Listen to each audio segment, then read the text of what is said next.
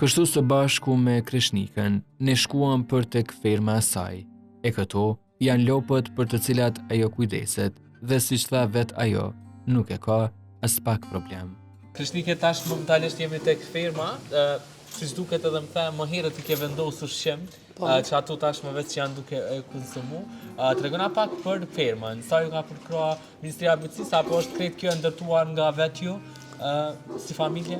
Po, kjo është vetë investim deri tash gjithçka, që thonë ja kemi nisë prej zeros. Ministria na ka përkrah në subvencion të qumshtit, në subvencion dritrave, të grurit, plehrave artificiale, këto tjera kemi krejt vetë investim. Dhe siç duket për të gjitha këto, për këtë numër të lopëve që po shohim, ka mjaftueshëm hapësirë që të gjitha pastaj qëndrojnë këto?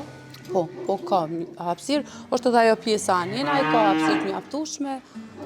Po, pastaj në atë pjesën atje mendoni që e keni marrë që me i shtu edhe më shumë numër të tyre. Sa shpesh ushqehen ato krishnike nga përvoja juaj?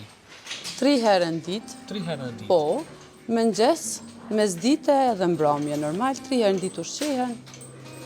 Dhe ushqimi që ato konsumojnë është zakonisht sana? Po, sana.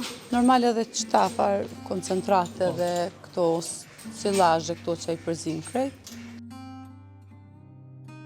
Me kalimin e viteve, kreshnikja ka rritur të thejë edhe shumë barjera, duke qenë kështu një përfaqësuese e denjë e grave në shoqërinë tonë.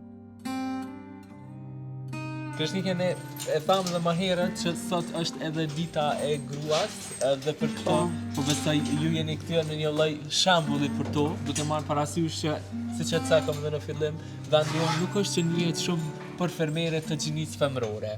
Kështu që trego pak se si e kemi priti krejt këtë profesion, edhe se cili do të ishte ndoshta të themi një mesazh për gjitha ato gra që edhe ngurojnë ose edhe e kanë atë paragjykimin se si unë të bëhem fermere, sepse thot diçka kujshia ose sepse thot diçka tjetre, që vazhdon të jetë një mentalitet i tillë në vendin tonë. Po, unë e kom prit shumë mirë, edhe kom pas që thash më herët shumë dëshirë me bë një biznes, fatkeqësisht na nuk e dojnë shumë, po unë jam një prej tyre që e doj, edhe ju kisha thonë krejt grave, kush ka qef, ato që ka qef, mos të pret, le të punon, le të vazhdon me krejt mirat, edhe Zoti ndihmon. Cili do të ishte një urim për sot, për gjitha nënat tona, gratë, shoqet e juaja, nanat e juaja, gjyshet? I kisha uru krejt gratë për 8 mars, nanën, gjyshen e tjerë. Pasioni i Krishnike Rugovës tashmë i kthyer në profesion, është bërë shembull për shumë vajza të cilat nuk duhen ndjerë të turpëruar, pavarësisht detyrës që bëjnë.